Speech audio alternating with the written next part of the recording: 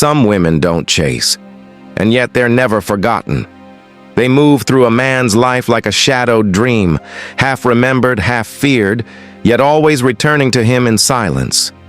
He may forget the words she spoke, but he will never forget the way his chest tightened when she did not follow.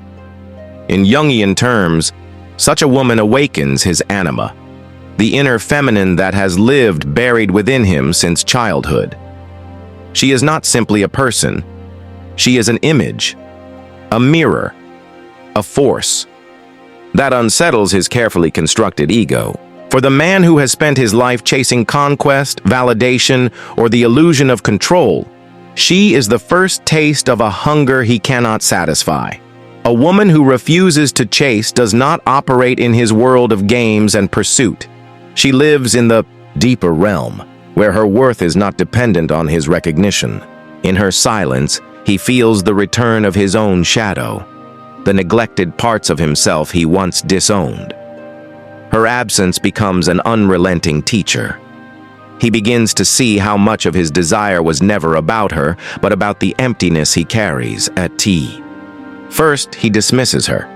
He convinces himself she is cold, detached, replaceable. Yet the psyche is not so easily silenced. At night, when the ego dissolves and dreams crawl into his mind, she returns, not as herself, but as the figure he cannot command. He sees her in other women, hears her silence in conversations, feels her presence even when she is gone. His projections circle back to him like vultures, and he begins to realize the danger. It was never her body he wanted, but the reflection of himself he saw in her eyes. And here lies the secret of her power. By refusing to chase, she refuses to collapse into his world of projections. She becomes untouchable, not because she withholds affection, but because she stands rooted in self-possession. Her stillness exposes his restlessness. Her detachment magnifies his dependency. Her quiet gaze becomes the mirror in which his ego falters. This dynamic is not cruelty, it is archetypal. The Stoics once said that desire enslaves, and freedom begins the moment one no longer clings. She embodies this principle without words. She has learned, through wounds of her own, that chasing only deepens hunger, that running after the withdrawn, man is to abandon herself. So instead, she remains still, and in that stillness, she draws the truth from him. For some men, this revelation becomes unbearable. They will retreat, numb themselves, chase lesser flames that ignite quickly but burn out even faster. Yet in the quiet corridors of their psyche, her presence lingers.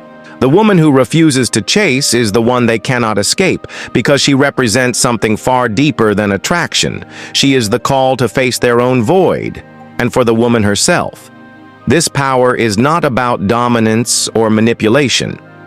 It is about individuation, the Jungian path of becoming whole. By choosing not to chase, she steps outside the old scripts of abandonment, attachment, and trauma repetition.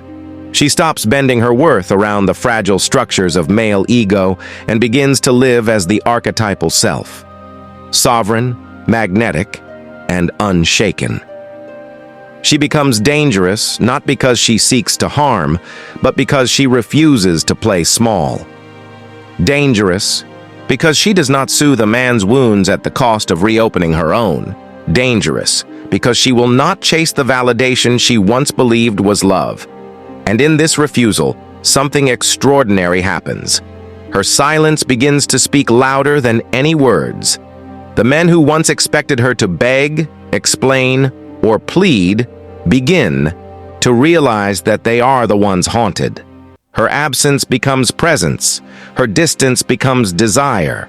Her refusal to chase becomes the very reason she is chased. In the end, the dangerous power of a woman who refuses to chase is not about him at all. It is about her. The woman who finally understands that she is the prize, not the pursuer. That she is the fire, not the moth. That she is the mirror, not the mask. The woman who walks away in silence isn't weak. She simply sees more.